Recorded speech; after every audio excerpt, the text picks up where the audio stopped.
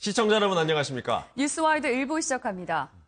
세월호가 오늘 반잠수선을 떠나 목포신항 철제부두로 옮겨집니다. 진도 앞바다에 침몰한 지 1,090일 만에 무트로 옮겨지는 건데요. 목포신항에 나가 있는 취재기자 연결합니다. 김경기 기자.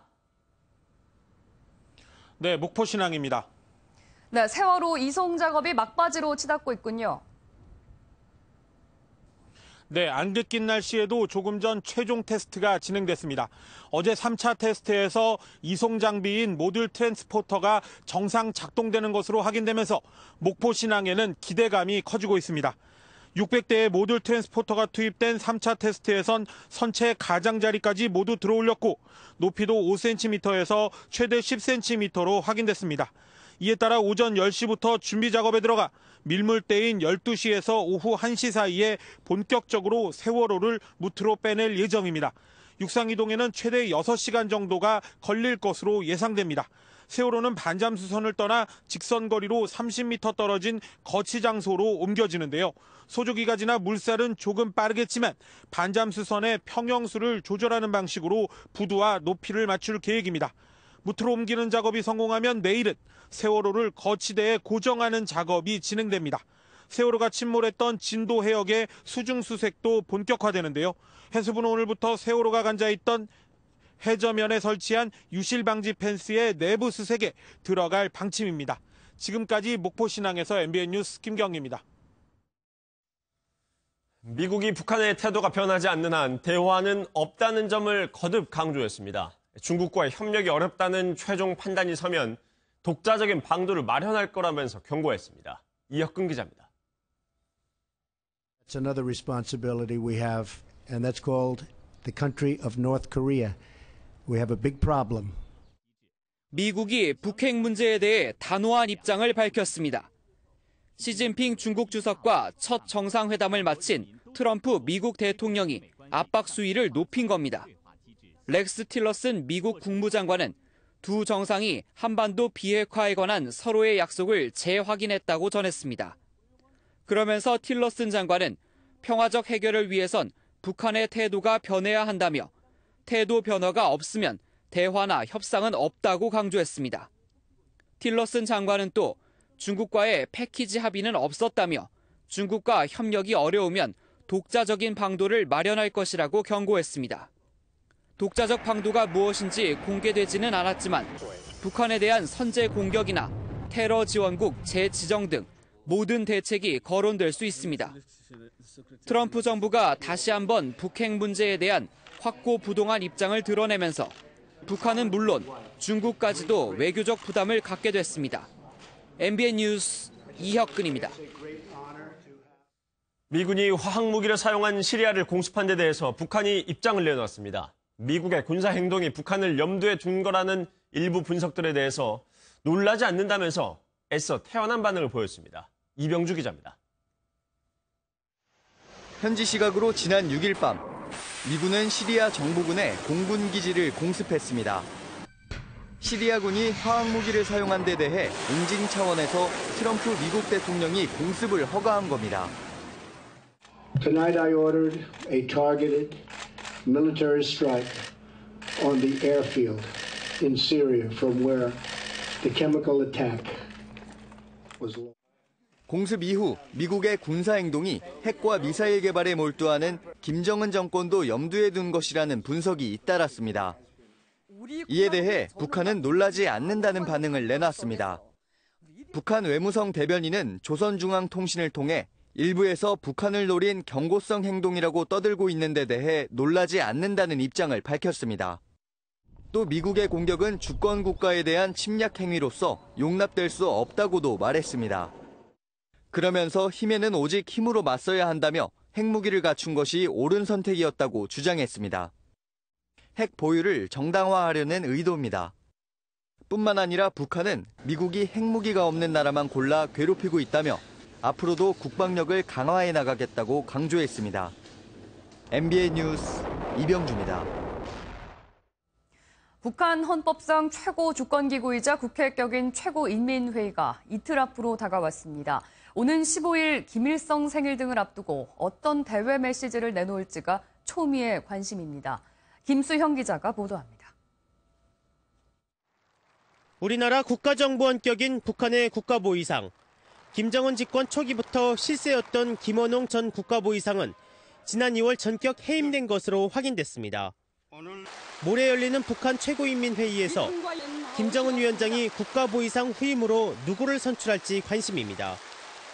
후임으로는 조영원 노동당 조직지도부 부부장과 조남진 군 총정치국 조직부국장이 꼽히고 있습니다. 또 김정은 집권 5주년이자 미국 트럼프 정권 이후 처음 열리는 회의여서 대외 노선에 대한 메시지가 나올지도 관심입니다. 2012년에 헌법에 핵 보유국으로 명시했고 이듬해엔 자위적 핵 보유국의 지위를 더욱 공고히 하겠다는 법령을 채택했습니다. 전문가들은 이번 회의에서도 핵 문제와 관련된 언급을 할 것으로 전망하고 있습니다. 이와 함께 한반도 정세는 어느 때보다 중요한 시점이라는 분석입니다. 이후 15일은 김일성 105주년 생일기념일, 25일은 인민군 창건기념일이어서 4월 내 축포 형식의 대형 도발을 할 것이라는 전망도 나옵니다. MBN 뉴스 김수영입니다. 현지 시각으로 그제 스웨덴 도심에서 발생한 트럭 테러 사건의 용의자는 IS 지지자로 밝혀졌습니다. 그동안 비교적 테러 안전지대로 분류됐던 스웨덴마저 공격당하면서 유럽 사회가 크게 당황하는 모습입니다. 오지혜 기자입니다. 사람들이 사방으로 도망치고 트럭이 충돌한 백화점에선 시커먼 연기가 뿜어져 나옵니다. 현지 시각 그제 오후 스웨덴 수도 스톡홀름에서 트럭 테러가 발생한 건데 지금까지 4명이 숨지고 15명이 다쳤습니다. 경찰은 용의자 2명을 체포했으며 이 가운데 트럭을 운전한 30대 남성은 극단주의 무장 세력 IS 지지자인 것으로 알려졌습니다. We have confirmed that he is a subject, a man from Uzbekistan, 39 years old. That is what we know. 지난해 프랑스 니스와 독일 베를린, 지난달 영국 런던 국회의사당 앞에 이어 비교적 안전지대였던 스웨덴까지. 불특정 시민 다수를 노린 차량 테러는 유럽에서만 벌써 4번째입니다. Terrorists want us to be afraid, but that is what we're going to do. So terrorism can never defeat Sweden, never. 하지만 마땅한 예방책이 없어 차량 테러에 대한 공포는 더욱 커져만 가고 있습니다. MBN 뉴스 오지혜입니다. 요즘 가파른 지지율 상승세를 타고 있는 안철수 국민의당 대선 후보는 오늘 자신의 텃밭인 호남 지역을 방문합니다. 국회 취재기자 연결해서 자세한 소식 들어보겠습니다. 김종민 기자. 네, 국회입니다. 오늘 대선 후보들 일정이 어떻게 되나요? 네, 국민의당 안철수 후보가 호남을 찾는 건 당 대선 후보로 선출된 지난 4일 이후 처음입니다. 안 후보는 이날 광주 방문을 통해 치유와 통합의 행보를 이어갈 것으로 보입니다. 안 후보는 오늘 오전 광주에 있는 천주교 광주대교구청을 방문해 김희중 대주교를 예방하고 이후 국립 5.18 민주묘지를 참배해 민주화 운동 정신을 되새길 예정입니다. 오후에는 세월호 육상 거치 작업이 진행 중인 목포 신항에 들러 세월호 미수습자 가족들을 위로할 계획입니다. 최근 국민의당 소속 시의원들이 세월호 앞에서 기념사진을 찍은 것이 논란이 된 만큼 안 후보가 직접 사과의 메시지를 내놓을지도 주목됩니다. 더불어민주당 문재인 후보는 오늘 오전 여의도 중앙당사에서 기자회견을 열고 도시재생 뉴딜 정책을 발표합니다. 문 후보는 이 자리에서 죽어가는 구도심과 노후 주거지를 새롭게 단장할 구체적인 정책 방안을 제시할 계획입니다. 네, 자유한국당의 홍준표 후보는 오늘 경남 도지사직을 드디어 사퇴를 한다고 하는데 이렇게 되면 도지사 보궐선거는 치르지 않게 된다면서요?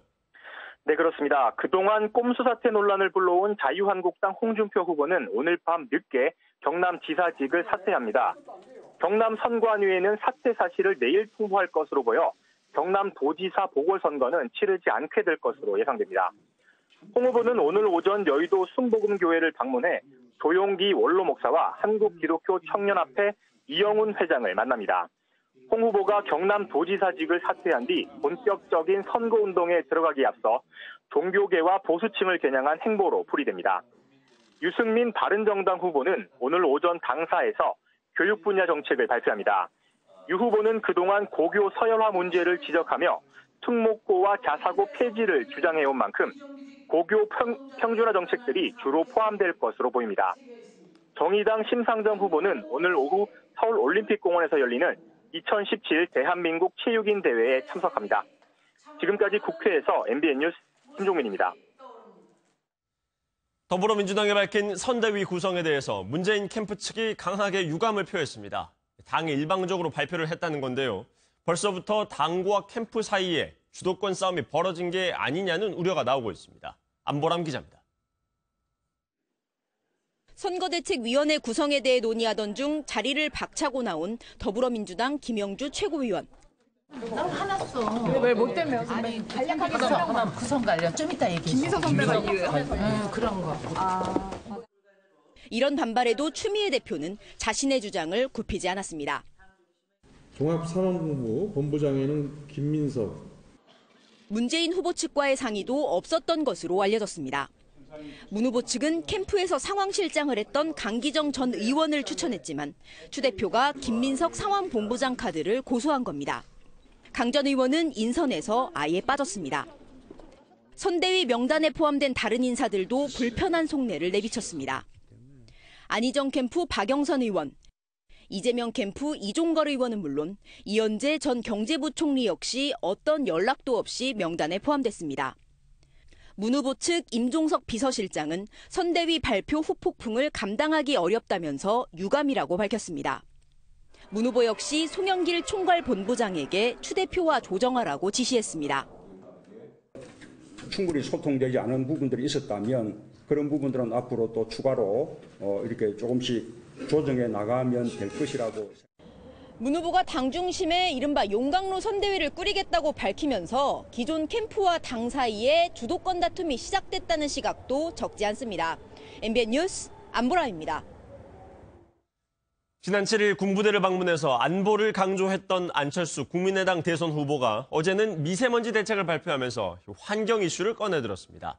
안 후보는 환경 역시 안보의 문제라고 강조하면서 미세먼지의 한 원인인 중국에 대해서는 할 말은 해야 한다고 목소리를 높였습니다. 원중희 기자입니다. 안철수 국민의당 대선 후보는 먼저 환경을 안보 문제로 규정했습니다. 안보라는 게 뭡니까? 국민의 건강과 생명을 지키는 겁니다. 미세먼지로 대표되는 여러 가지 환경 문제는 국민의 건강과 직결되는 문제입니다. 안 후보는 서해안 화력발전소, 자동차 배기가스와 함께 중국을 미세먼지의 원인 중 하나로 꼽았습니다. 그러면서 중국발 미세먼지는 국내 대책만으론 해결하기 힘든 만큼 이제는 환경 외교가 필요하다고 강조했습니다. 중국에 할 말은 하는 환경 외교가 꼭 필요합니다. 사실 미세먼지가 한중 아이들 생명이 걸린 국가안보 그리고 나아가서는 인권 문제 아니겠습니까? 이 밖에 안 후보는 마스크 없는 봄날을 목표로 모두 6가지의 미세먼지 대책을 발표했습니다. 중국 스모그 프리타워 도입의 필요성을 주장할 때는 직접 태블릿 PC를 꺼내 사진을 보여주기도 했습니다. 스모그 프리타워가 이렇게 지금 생겼다고 합니다. 안 후보는 미세먼지 대책 발표를 통해 정책 전문가와 안보 전문가라는 두 가지 이미지를 동시에 부각시키면서 중도 보수층 끌어안기에 박차를 가하는 모습입니다. MBN 뉴스 원중입니다. 문재인과 안철수 두 후보 간 이른바 프레임 전쟁이 격해지고 있습니다. 적폐 세력이다 또는 능력 없는 상속자다라면서 연일 서로를 공격하고 있는데요. 자신이 진짜 정권 교체 적임자임을 강조하고 있습니다. 김지영 기자입니다. 문재인 후보가 안철수 후보를 향해 적폐 세력의 지지를 받고 있다고 일침을 가합니다. 촛불과 거리를 두고 적폐 세력의 지지를 받고 이렇게 하는 것이 그것이 진정한 정권 교체냐. 안 후보를 기존 정권의 연장으로 규정지으며 적폐를 청산하는 자신이야말로 진정한 정권 교체라는 주장입니다. 반면 안 후보는 문 후보를 노무현 전 대통령의 정치 상속자라고 규정했습니다. 그리고는 자수성가 지도자의 필요성을 내세우며 자신이 정권 교체 적임자임을 강조했습니다. 이제는 우리나라가 상속자의 나라가 아니라 자수성가가 성공받고 인정받을 수 있는 나라가 되어야 된다고 생각합니다. 공방은 주말에도 계속됐습니다. 안 후보는 문 후보의 적폐 세력 지지 발언에 대해 국민에 대한 모독이라고 비판했고 본인과 다른 생각을 가지고 있는 사람을 모두 다 적으로 돌린다는 건데 이런 생각이야말로 정말 적폐고 청산 대상입니다. 문 후보 측은 사드 배치 관련해서 안 의원이 말을 바꿨다며 신뢰할 수 없다고 공격했습니다. 자주 말을 바꾸고 과연 국가 지도자로서 신뢰할 수 있는가? 대선이 한 달밖에 남지 않은 만큼 상대 후보를 부정적 틀에 가두고 자신의 장점을 대비시키는 프레임 전쟁은 더 가열될 것으로 보입니다.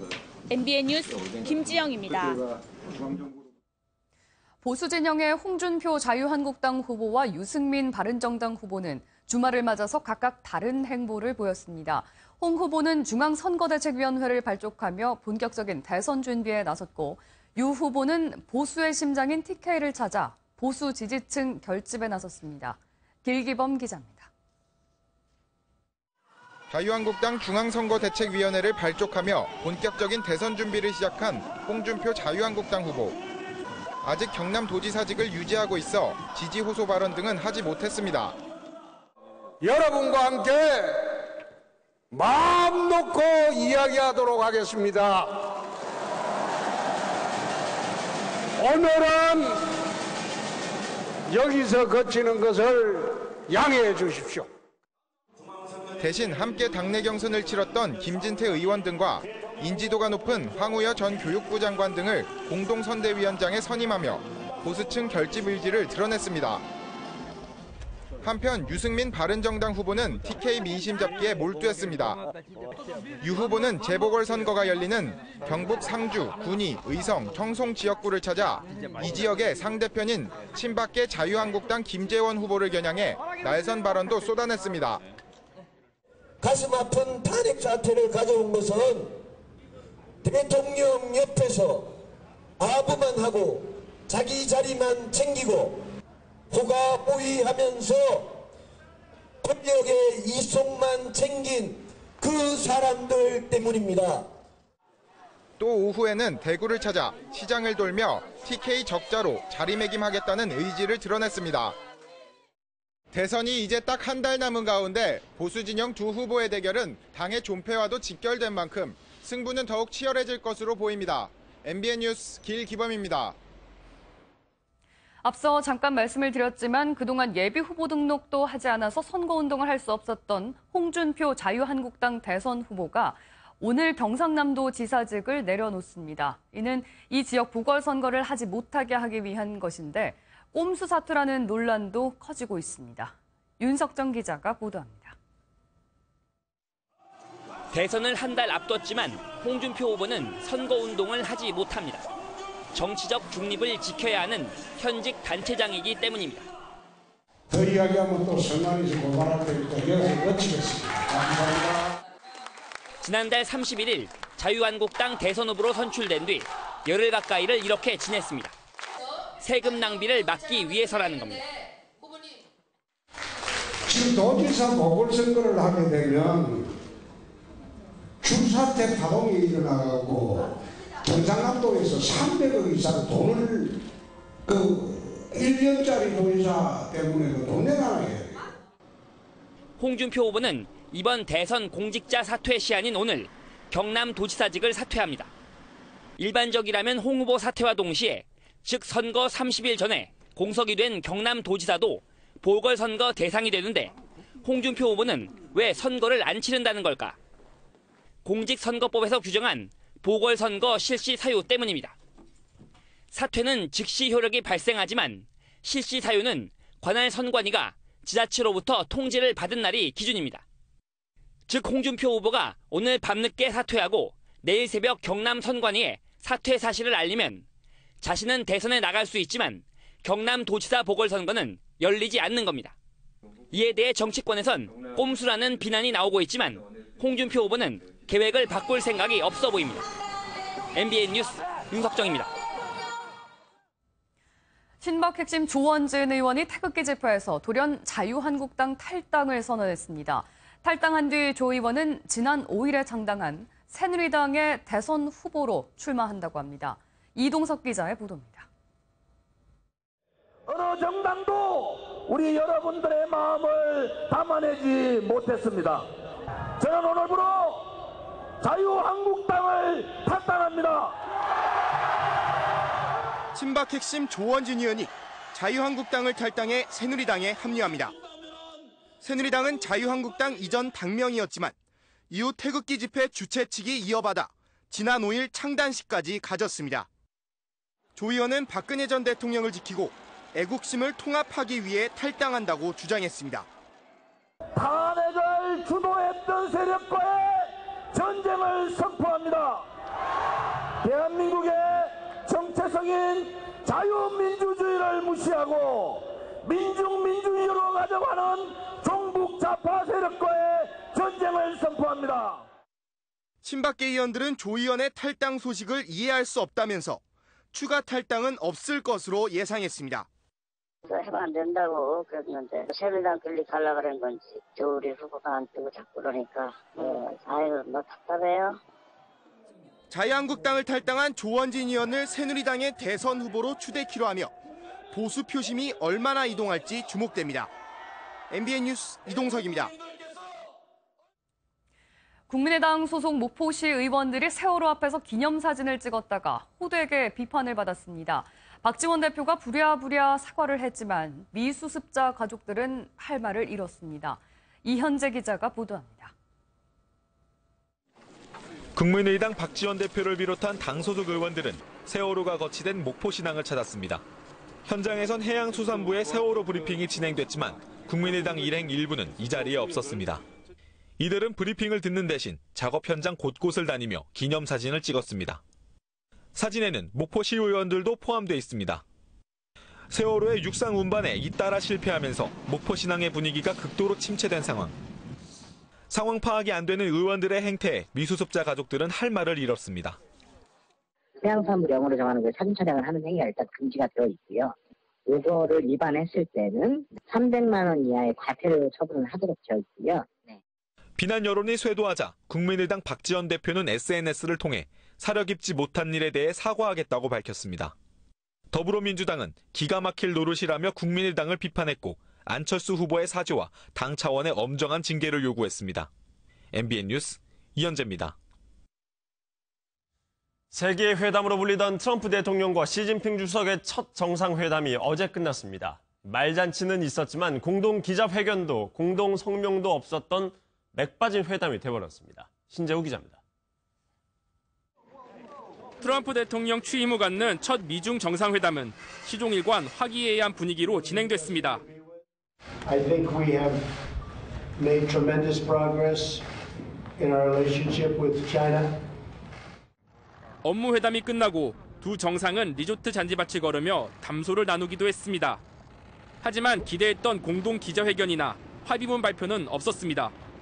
회담 후엔 일반적으로 공동 기자회견을 열거나 사정이 여의치 않을 경우 최소한 공동 성명을 냈던 전례에 비하면 매우 이례적입니다. 미일 정상회담이 끝난 후 아베 총리와 트럼프 대통령이 공동 기자회견을 갖고 19초 동안 뜨거운 악수를 나눈 모습과 너무나 대조적입니다. 합의문을 발표하기엔 각 사안에 대한 견해차가 컸을 것이란 분석이 나오는 이유입니다. 틸러슨 국무장관은 이번 회담에서 북핵 문제의 심각성을 중국과 공유했다고 밝혔지만 구체적 해결 내용에 대해선 언급하지 않았습니다.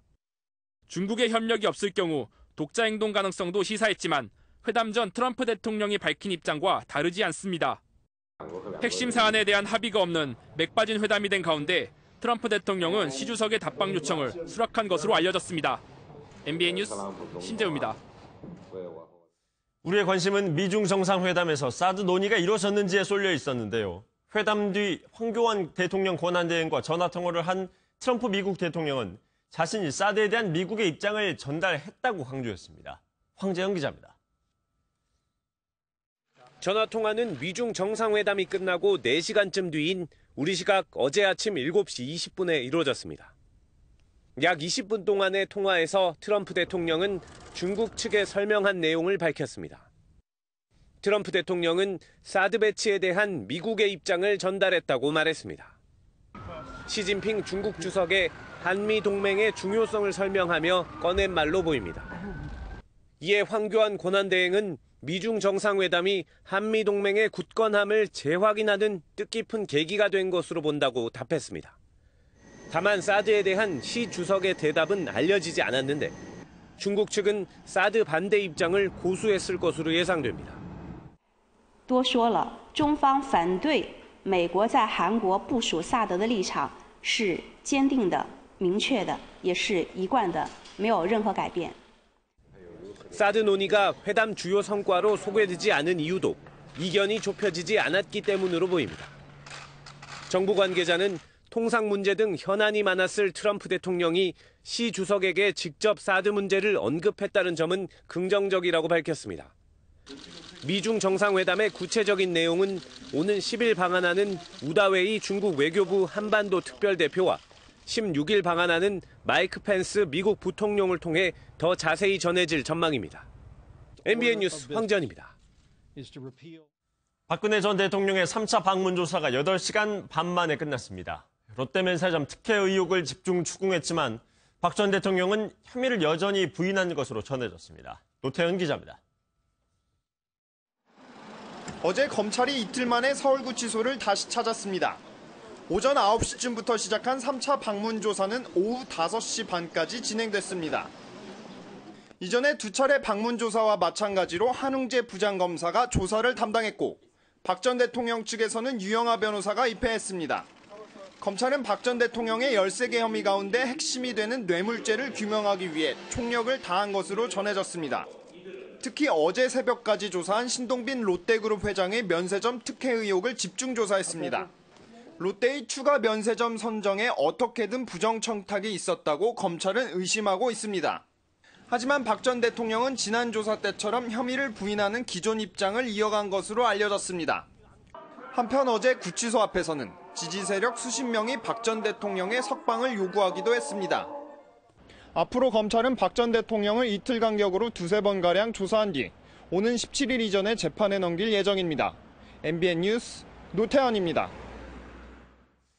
어제도 박 전 대통령의 방문 조사에는 유영하 변호사 홀로 입회했습니다. 유 변호사가 박 전 대통령의 전폭적인 신뢰를 받고 있는 셈인데요. 이 때문에 오히려 변호인단 내부 갈등은 더 심해지고 있는 것으로 전해졌습니다. 이수아 기자입니다. 박근혜 전 대통령의 곁을 지킨 사람은 어김없이 유영하 변호사였습니다. 지난달 검찰 조사와 영장 심사 때는 최명성, 손범규 변호사 등 다른 변호인들도 힘을 모았지만 구속 이후에는 유 변호사만이 변호 활동을 계속하는 모습입니다. 박 전 대통령이 유 변호사만을 고집하는 데는 두 사람 사이 오랜 관계가 작용한 것으로 보입니다. 유 변호사는 지난 2007년 대선 때 한나라당 후보 법률 지원 단장을 맡은 것을 계기로 박 전 대통령과 인연을 이어왔습니다. 우리 유영하 후보는 저와 오랫동안 생각과 뜻을 같이 해온 동반자로 제가 누구보다 잘 알고 신뢰하는 분입니다. 유 변호사가 박 전 대통령의 곁을 독점하며 변호인단 내부 갈등은 더욱 심해지고 있는 것으로 전해졌습니다. 유일하게 접견이 가능한 유 변호사는 다른 변호인들과의 논의 없이 모든 결정을 혼자 내리고 있는 것으로 알려졌습니다. 한 변호인은 유 변호사가 박 전 대통령 구속 이후 전화도 받지 않고 독단적인 결정을 내린다며 고충을 털어놓기도 했습니다. 때문에 박 전 대통령의 변호인 일부는 사임까지 고려하는 것으로 전해졌습니다. MBN 뉴스 이수아입니다. 변호인단은 실제 박 전 대통령의 재판을 앞두고 거물급 변호사를 선임하려고 해도 쉽지 않았던 것으로 전해졌습니다. 그 이유가 어디에 있었던 건지 계속해서 서정표 기자가 보도합니다. 법원장 출신의 한 전관 변호사는 최근 박근혜 전 대통령의 변호인단으로부터 영입 제안을 받은 것으로 전해졌습니다. 탄핵에 이어 구속까지 되면서 향후 재판에서라도 이기기 위해 이른바 거물급 변호사에게 접근을 한 겁니다. 하지만 터무니없는 변호사 수임료에 거래는 성사되지 않은 것으로 알려졌습니다. 사건의 중대성을 감안하면 수억 원에 달할 수 있는 수임료가 고작 수천만 원에 불과했기 때문입니다. 사실 변호인단의 영입 난항은 탄핵 전부터 시작됐습니다. 민감한 정치적 사건인데다 여론이 부담돼 내로라 하는 실력파 변호사들조차 고사한 것으로 전해졌습니다. 좀 제 생각이나 가치관 같은 것에도 좀 안 맞았고 가장 중요했던 거는 제가 좀 부담스러웠죠. 지금 변호인단 역시 수임료가 수백만 원에 불과한 것으로 알려졌지만 박 전 대통령과의 개인적인 친분에다 변호사로서의 소신 때문에 곁을 지키고 있다는 분석입니다. 하지만 선뜻 나서는 변호사가 많지 않으면서 앞으로 재판에서의 변론도 어려움이 예상되고 있습니다. MBN 뉴스 서정표입니다. 지난 김대중 정부의 대표적인 비리 사건이었던 최규선 게이트의 주인공 최규선 씨 기억나십니까? 1심에서 실형을 선고받고 법정 구속됐는데 수술을 받겠다면서 구속 집행정지 상태로 병원에 입원했다가 도망쳤습니다. 민경영 기자가 보도합니다. 서울 한 종합병원이 발칵 뒤집힌 건 지난 6일 오후 2시쯤이었습니다. 이른바 최규선 게이트의 장본인인 최규선 씨가 갑자기 사라졌기 때문입니다. 최 씨는 지난해 11월 자신의 회사 자금 416억 원을 횡령한 혐의로 1심에서 징역 5년을 선고받고 법정 구속됐고 현재 2심 재판이 진행 중입니다. 최 씨는 지난 1월 눈 녹내장 수술을 이유로 구속집행 정지 결정을 받고 이 병원에 입원해 있었습니다. 이후 최 씨의 구속집행 정지는 2차례 연장되기도 했습니다. 검찰 관계자는 최근 3번째 연장이 기각돼 구치소 복귀가 코앞으로 다가오자 도주한 것 같다고 밝혔습니다. 최 씨는 김대중 정부 시절이던 지난 2002년 체육 복표 사업 등 각종 이권에 개입해 비리를 저질렀고 당시에도 구속됐다가 녹내장 치료를 받던 도중 무단 이탈한 전력이 있습니다. 현재 검찰은 최 씨를 지명 수배하고 행방을 쫓고 있습니다. MBN 뉴스 민경영입니다. 본격적인 미 수습자 수색에 앞서서 진행됐던 세월호 사전조사 내부 사진이 공개됐습니다.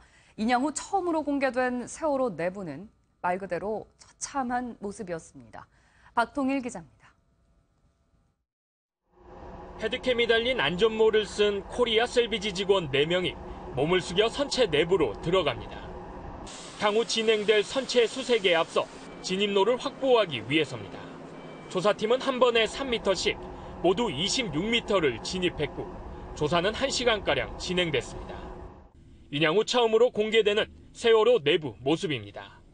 객실 전체가 무너져 내려 형체를 알아볼 수 없습니다. 판넬로 된 벽재와 철근, 목재 구조물이 곳곳에 널려 있습니다. 사진이 찍힌 위치는 세월호 4층 뱃머리 부근입니다. 도면으로 확인하기 전에는 어떤 공간인지 분간이 어려울 정도입니다. 바닥에는 선체 잔해가 7m 높이까지 쌓였고 방독면과 보안경을 착용한 상태에서 사전조사는 쉽지 않았습니다. 내시경 카메라 같은 거를 넣을 수도 있었는데 자기 몸을 가누기가 굉장히 힘들기 때문에 가져갔지만 진입을 할 적에 중간에 그냥 놓고 맨몸으로다만 갔어요. 그래서 미수습자의 흔적을 찾지 못한 조사팀은 세월호가 육상에 거치된 다음 위험물 제거 작업을 거쳐 수색에 들어갈 예정입니다. MBN 뉴스 박통일입니다. 지나가던 행인에게 묻지마 폭행을 벌인 50대 남성 노숙자가 경찰에 붙잡혔습니다. 이 남성은 왜 때리느냐고 묻는 다른 남성에게 칼을 휘두르기도 했습니다. 김한준 기자입니다. 뒷걸음질하는 남성 앞으로 한 남성이 달려들더니 칼을 마구 휘두릅니다. 두 남성은 화단위로 쓰러지고 몸싸움을 이어갑니다. 50대 노숙자 김모 씨가 행인에게 묻지마 폭행을 하는 모습입니다. 김 씨의 범행은 근처 지하철역 에스컬레이터에서 시작됐습니다. 김 씨는 이 에스컬레이터를 타고 올라오다 내려오던 한 30대 여성이 자신을 비웃는다고 생각해 여성을 뒤따라가 얼굴을 2-3차례 때렸습니다. 여자분이 막 소리 지르니까 그 주변에 있던 사람들이 그냥 말린 다음에 남자 잡으려고 했는데 이 모습을 본 한 남성이 김 씨에게 다가가 왜 때리냐고 물었지만 김 씨는 대답 대신 칼을 휘둘렀습니다. 김 씨의 폭행은 다른 시민들이 김 씨를 피의자와 떼어놓을 때까지 1분 넘게 이어졌습니다. 경찰 조사 결과 김 씨는 평소 음식을 먹을 때 쓰던 과도를 사용한 것으로 확인됐습니다. 경찰은 김 씨에게 살인미수 혐의로 구속영장을 신청했습니다. MBN 뉴스 김한준입니다. 한 주간 있었던 국내 정치권 소식 자세히 알아보는 시간 갖겠습니다. 여러분들 나오셨는데요. 이진곤 경희대 개건교수, 고영신 한양대 특임교수, 그리고 김원국 경기대 겸임교수, 그리고 조대진 변호사와 함께 얘기 나누겠습니다. 어서 오십시오. 네, 안녕하십니까. 저희가 계속 보도해드렸듯이 어제 3차 조사가 있었습니다. 박근혜 전 대통령이요. 그런데 1, 2차 조사 때와 마찬가지로 역시나 강하게 본인의 의혹들, 혐의를 부인한 것으로 전해지고 있어요. 아예 이걸 본인의 전략으로 정해놓고 계속 가는 모습입니다. 조 변호사님, 이게 지금 박근혜 대통령에게 계속 본인은 이렇게 나가는 게 조금이나마 실익이 있을 거라고 생각하고 이렇게 하는 걸까요? 변호사의 입장에서 볼 때 증거가 없으면 그런 방향이 맞을 수도 있습니다. 근데 증거가 검찰의 말에 의하면 차고 넘치도록 많다는 거 아닙니까? 그리고 다른 당사자들의 진술도 많고요. 그리고 그 당사자들도 상당한 유죄의 심증을 지금 받고 있는 상황입니다. 제가 보기엔 이건 득과 실을 떠나서 이 정도로 증거가 많은 상황에서 부인을 하는 전략은 득과 실을 떠나서 실수 아닌가 싶습니다. 변론의 실수 아닌가 싶다는 생각도 들고요. 계속 이런 방향으로 간다면 공판에서도 재판장도 똑같이 검찰이 답답해하는 것처럼 물어볼 겁니다. 증거가 이 정도인데 아직도 부인을 하세요라고 하면 결국에는 재판장도 선처의 여지가 없게 판단할 가능성이 꽤 높아집니다. 네. 지금 박근혜 전 대통령이 계속 혐의를 부인하고 있는 상황에서 3차례나 조사를 하고 있는데 이게 검찰의 수사가 의미가 있는 겁니까? 검찰은 계속 이제 혐의 사실에 대해서 검찰 나름대로 확인을 해야 되니까 본인한테 확인했으면 그분이야 그걸 부인하든 어쨌든 검찰은 이제 그 절차에 따라서 확인을 하고 또 그렇게 함으로써 어떻게 하냐면 계속 확인함으로써 이거 말하자면 증거가 있거나 또 어떤 아니면 심증을 가질 수 있거나 그런 것하고 박근혜 전 대통령의 진술하고 사이에 모순점이 드러날 것 아니겠습니까? 만약에 그렇게 된다면 앞으로 재판 과정에서도 검찰이 유리한 입장에 서게 되는 거죠. 그러니까 지금 검찰하고 박근혜 전 대통령하고 사이에서 지금 두뇌 게임이 벌어지고 있는 건데 이 검찰은 계속 진술을 하면서 그 속에서 피의자가 부인을 하거나 시인을 하거나 상관없이 그 혐의 사실을 입증할 수 있는 근거를 마련하는 거고 박근혜 전 대통령으로서는 계속 부인함으로써 자신이 이제 무죄라는 것을 입증하려고 이제 애를 쓸 텐데 그것이 재판정에 가면 이 진술과 진실 그 사이에 이제 갭 이런 것을 검찰은 이제 주장해서 검찰은 검찰대로의 목적을 달성하려 할 것이고 그 박근혜 전 대통령으로서 자신이 이제 무죄를 주장하려 할 건데 자꾸 이야기를 하는 것은 결국은요 피의자한테 불리한 것만 자꾸 쌓여가는 거나 마찬가지죠. 검찰이 괜히 가서 자꾸 말을 거는 건 아닐 거고요. 예. 그리고 고 교수님께서는 어떻게 보세요? 계속적으로 부인을 할 거로 보십니까? 저도 그렇게 봅니다. 우선 검찰 측에서는 증거가 차고 넘친다고 했지만 박근혜 전 대통령이나 유영하 변호사 입장에서는 정황 증거는 많이 있을지 모르지만 박 전 대통령이 돈을 직접 받았다든지 또 지금 뇌물죄에도 가장 핵심적인 게 삼성과의 지금 뇌물죄 아닙니까? 근데 이재용도 부인하고 있어요. 최순실도 부인하고 있어. 박근혜도 부인하고 있어. 세 사람 다 부인하고 있는 상황에서 그러면 결정적으로 검찰에서 이거 봐라. 이게 뇌물이다. 할 수 있는 증거가 확실하게 있느냐. 이 부분에 대해서 박 전 대통령이나 변호인들은 없다고 보기 때문에 부인을 하는 거 아닌가. 다른 부분도 마찬가지 아니겠나. 정황 증거는 있지만 정말 이거다. 이렇게 들이댈 만한 확실한 물증이 있느냐 그 부분 하나가 있는 거고 전에도 여러 차례 얘기했습니다만 박 전 대통령 입장에서는 지금 입장을 바꿀 처지가 아니죠.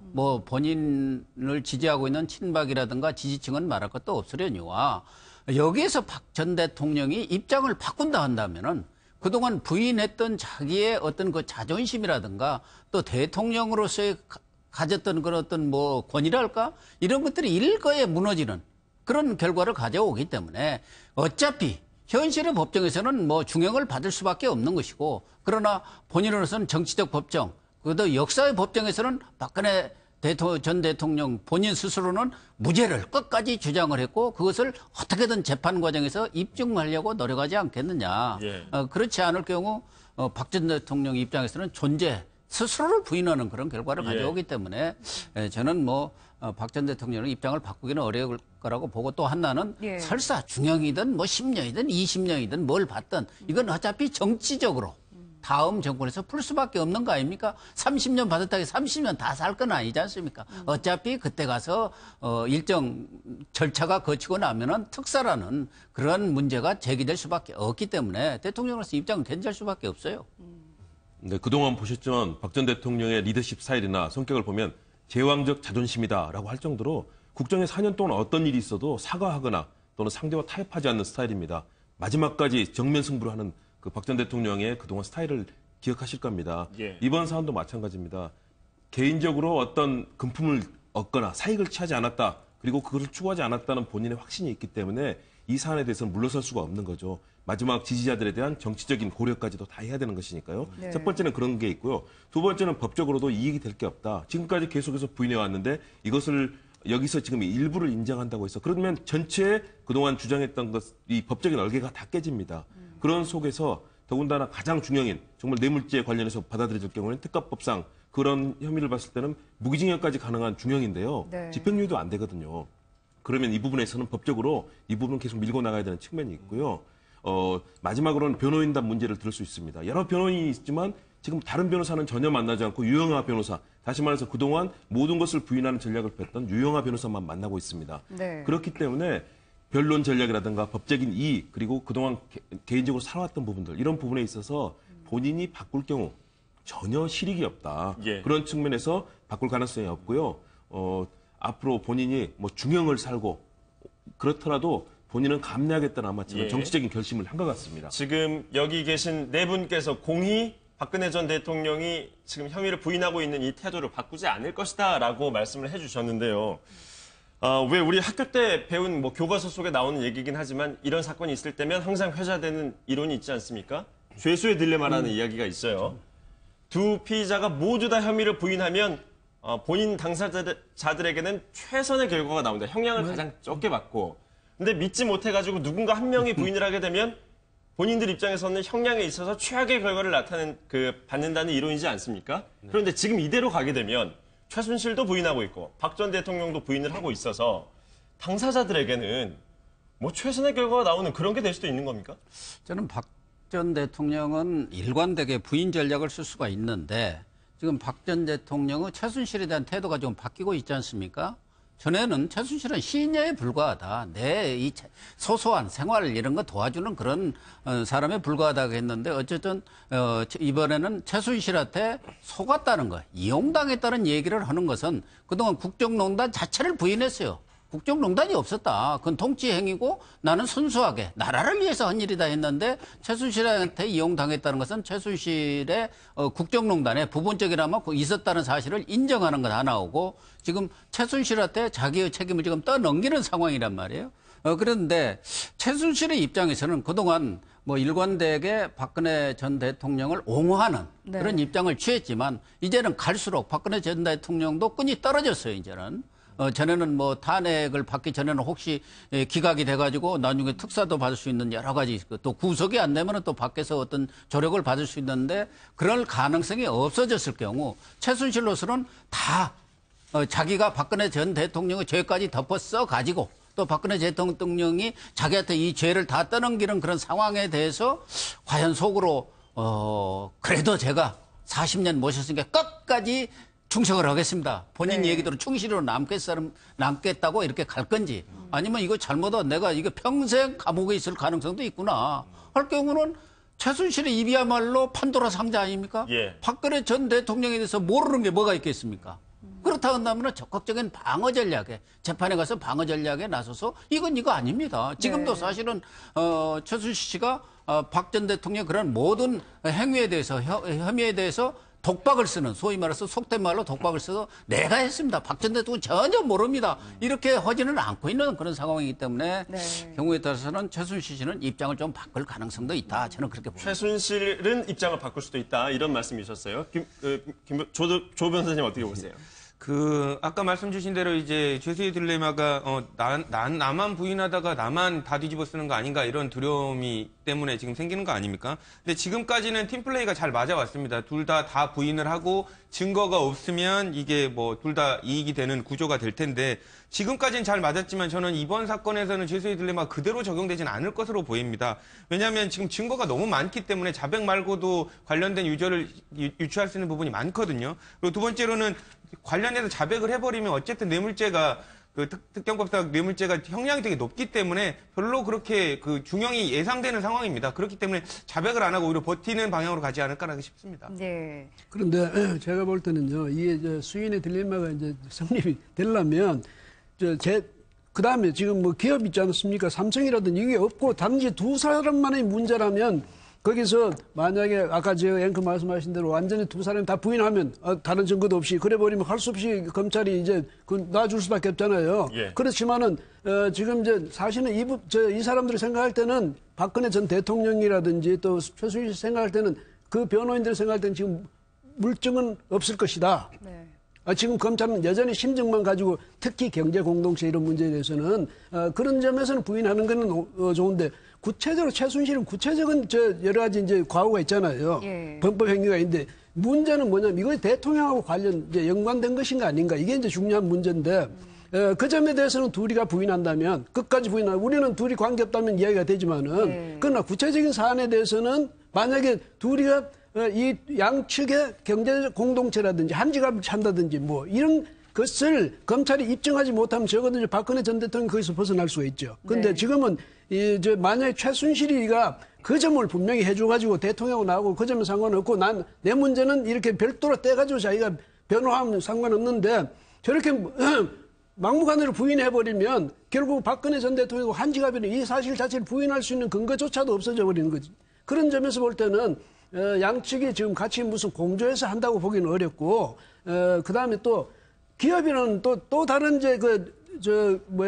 피의자 측이 있지 않습니까? 있으니까 두 사람이 아무리 입을 맞춘다 해도 만약 기업 측에서 뇌물을 줬다든가 아니면 강요를 받았든가 그런 혐의가 입증이 돼버리면 이 두 사람 사이에는 아무리 어떤 관계를 맺더라도 사실은 효력이 없어지는 거죠. 그런 점에서 보면 수인의 딜레마는 이 두 사람 사이에서 적용하는데 일정한 한계가 있지 않나 이런 생각이 들어요. 일정하게 우리 게임 이론에서 죄수의 딜레마 또는 수인의 딜레마라고 부르지 않습니까? 저는 일반 형식에서 적용은 된다고 봅니다. 왜냐하면 끝까지 부인할 경우와 또 두 사람이 인정할 경우 사실은 분명히 차이가 있거든요. 그런 공식적인 틀로 본다면 적용은 되는데요. 약간의 특성은 있습니다. 왜냐하면 이 사안이 박 전 대통령이 일반적으로 이익을 취하는 그런 재수가 아니고요. 여기서 본인은 역사적으로 승부를 걸겠다는 완전히 일반적인 죄수와는 성격이 다르거든요. 그리고 일부에서는 이것이 오로와 너슨 게임이다. 만일의 경우 뇌물죄가 받아들이지 않을 경우도 있다. 네. 왜냐하면 그동안의 어떤 판례라든가 이런 부분을 봤을 때 이렇게 제3자 뇌물죄 적용되는 판례, 더군다나 가족도 아니고 이 경제 공동체라는 것이 받아들이지 않을 수도 있다라고 지금 박 전 대통령 측과 유영하 변호인은 판단하고 있는 거거든요. 네. 그런 측면을 고려할 수 있지만 이 사안의 성격상 분명하게 나중에 이걸 인정했을 경우에는 무기징역이 될 것이 징역형이 될 수도 있고요. 징역형은 최장 지금 45년 정도로 이상이 되지 않습니까? 10년 이상. 그러면 45년이 30년이 될 수도 있고 15년. 만일 경우 자백을 했을 경우 거기서 감형을 받을 수도 있거든요. 그런 여러 가지 가능성을 생각한다면 여기에 대해서 절대 부인하는 박 전 대통령과 결국 이익을 생각하는 최순실 씨는 입장이 분명히 다릅니다. 죄수의 성격이 서로 다른 성격을 갖고 있기 때문에 수인의 딜레마가 일정하게 적용될 가능성도 있다라는 측면에서 이 두 분이 앞으로 변론 전략 그리고 앞으로 살아야 될 인생에 대해서 어떤 생각을 하는지 그리고 멘탈을 본다면 박 전 대통령보다 최순실 씨가 훨씬 더 강하다고 그래요. 남들을 통제하거나 조절하는 능력. 박 전 대통령은 무조건 정면 승부하는 스타일이지만 최순실 씨는 굉장히 기획력도 강하고 판을 흔드는 능력이 강한 사람이거든요. 그렇기 때문에 그런 부분들이 고려가 된다면 죄수의 딜레마 성격이 일정하게 반영이 될 수 있다라고 볼 수 있겠습니다. 네. 앞서서 일단 이 사건은 두 사람만의 문제가 아니기 때문에 결코 쉽지는 않을 것이다 이렇게 말씀을 해주셨는데요. 이제 또 한 사람 주목되는 사람이 바로 우병우 전 수석 아니겠습니까? 이제 우병우 전 수석이 또 앞으로 어떤 얘기를 꺼내느냐도 관심일 텐데 저희가 앞서서 우 전 수석이 이제 지난번에 막 출석을 했을 때와는 달리 이번에는 좀 표정도 많이 변하고 분위기도 좀 달라졌다 이런 얘기가 많이 회자되고 있지 않았습니까? 저희가 영상을 준비해봤는데 한번 보시고 이야기 계속 나눠보도록 하겠습니다. 회사 자금 유용한 거에 대해서 인정하십니까? 구속되시면 마지막 인터뷰일 수도 있는데 한마디만 해주십시오.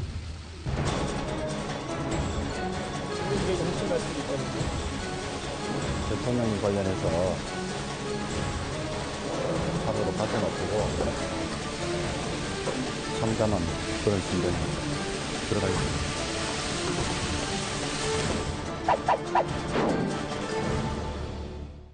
네. 처음에는 이렇게 기자들을 향해서 시선을 꼿꼿하게 쳐다봤다가 나중에는 좀 이제 고개도 좀 푹 숙이고 다소 힘이 빠진 듯한 모습이 아니었나 싶었는데 오늘 이르면 검찰에서 구속영장을 청구할 계획이라고 합니다. 네. 어느 정도 본인이 왠지 구속될 것 같다 이런 생각이 들어서였을까요? 저 표정의 변화는 어떤 의미를 갖고 있다고 보십니까? 소위 그 시청자분들은 그렇게 우스갯소리를 하시더라고요. 많이 착해지셨다. 그리고 기가 꺾였다 얘기를 하시던데 그 모습이 그대로 받아들이는 게 맞을 것 같습니다. 왜냐하면 이제 특검에서 조사한 뒤로 검찰이 받아서 조사를 연달하지 않았습니까? 그 뒤로 가만히 있었던 게 아니라 50명에 가까운 참고인들을 조사를 했습니다. 본인도 특수통이고 검찰이었기 때문에 누구를 어떤 식으로 조사를 하고 어떤 나에 관련된 걸 캐물을 걸 다 감각적으로 압니다. 그럼 50명으로 물어봤을 때 그 증거들이 어떻게 보완이 됐을 거고 그러면 나에 대한 구속영장이 쳐졌을 경우에는 일반적으로 구속영장이 나올지 안 올지에 관련돼서 가늠을 하고 있을 겁니다. 그러니까 그 부분으로 하니까 영장 청구는 될 것이고 나올 가능성도 꽤 높다라고 생각이 됐을 텐데요. 네. 어쨌든 저는 아까 말씀 주셨다시피 우병우 전 수석에 관련된 영장도 발부될 가능성이 꽤 높다고 봅니다. 근데 그 다음으로 지금 떨고 있을 사람은 안봉근 이재만 수석이 아닐까 싶습니다. 네. 우병우 전 수석이 구속될 거라는 거에 대해서는 모두 다 지금 예상이 다 같으십니까? 그렇죠.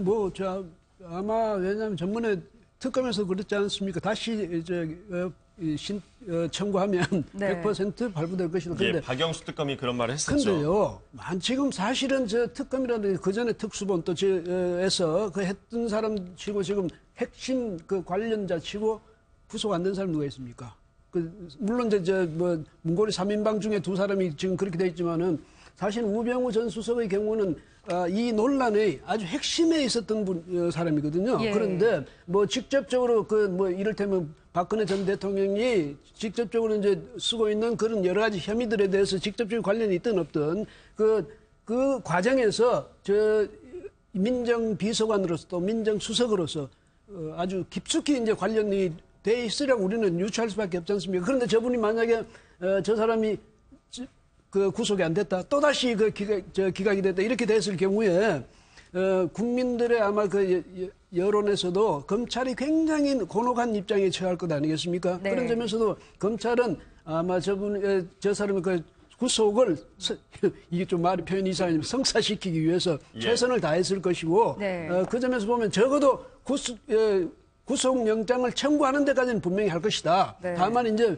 법원에서 판단하는 건 그 다음의 문제니까요. 제가 한 말씀 붙이면은 검찰은 제 식구를 엄청나게 감쌉니다. 근데 이전까지는 우병우 전 수석이 제 식구였어요.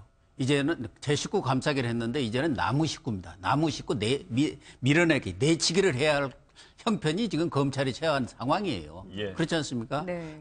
이 검찰이 지금 앞으로 정치권에서는 고위공직자 비리수사, 고비처, 또 경찰로의 그런 기소권 조정 문제 이런 것들이 걸려 있는 상황에서 우병우 씨에 대해서 감싸게 한다는 인상을 줬을 경우 검찰의 존립 문제 여기에 대해서 심대한 타격을 받기 때문에 어차피 검찰로서는 우병우 수석에 대해서 인정사정 볼 것 없는 그러한 결론을 내릴 수밖에 없고 또 여러 차례 얘기했습니다만은 우병우 전 수석이야말로 오늘날 박 전 대통령이 이런 나락으로 떨어지게 된 가장 근본적인 원인을 제공한 사람이죠. 예. 우병우 전 수석이 사실은 그동안에 자신감이 있었습니다. 레이저 눈빛 언론에 보냈던 황제 조사 팔짱 끼고 있었던 이런 부분들이 사실 정말로 깜짝깜짝 저도 현장에서 많이 지켜봤지만 정말 놀라울 정도로 저런 태도는 보기 어려운 거거든요. 자신감이 있었습니다. 왜냐?